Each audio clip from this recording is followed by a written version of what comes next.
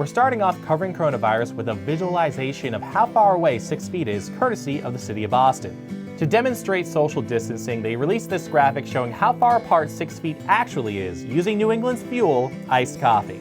And if you don't want to count, just imagine 15 iced coffees between you and another person. Maintaining social distance makes spoiling your grandkids hard, but one grandfather in Boston has a solution. He used a drone to drop off a box of Dunkin' Donuts Munchkins to his grandchildren who live less than a mile away. Now that's service. Staying home obviously means staying out of airplanes. And this comparison of air traffic over Europe shows just how far air travel has dropped. The map on the left shows the day of flights in April of last year, and the map on the right shows how many flights went up in a day on Thursday. NBC 10 Boston has been shooting a series of social distancing portraits this month to show just how people across Massachusetts are coming together by staying at home. Shira Stoll is one of our photographers capturing people's lives through their windows and giving us glimpses of different experiences people are having during this pandemic. So how did this series start?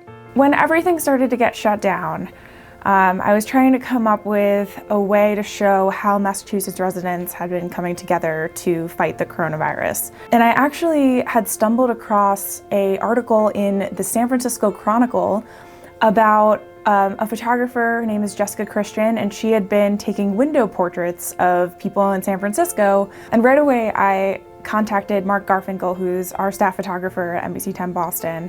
And I thought, what a great way to show how a city is coming together at a time like this. So when I pitched the project idea, it was to show how Massachusetts residents are coming together and fighting the pandemic by staying at home.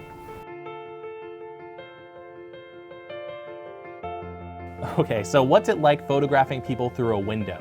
Yeah, it's been challenging, but it's also been really fun and kind of creative process.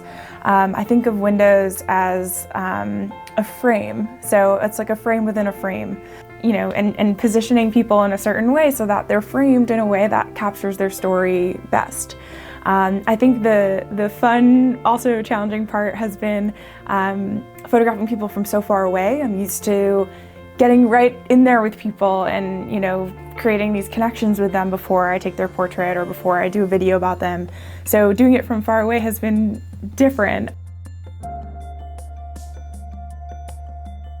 So what kind of stories are you hearing from these people?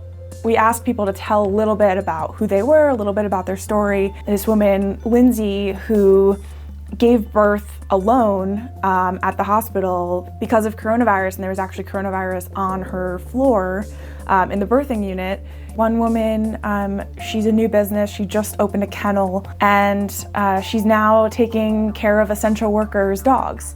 So I did a portrait of her and her work partner and some of the dogs that she has at the kennel. Yeah, it's just been a different way to tell the story of what's going on. And, you know, everyone's at home. Their outlet to outside is their window. So if I can show them through that one outlet to get to outside, I think it's a strong way to tell the story. If you want to take part in the series, you can email Shira Stoll at shira.stoll@nbcuni.com or Mark Garfinkel at mark.garfinkel@nbcuni.com.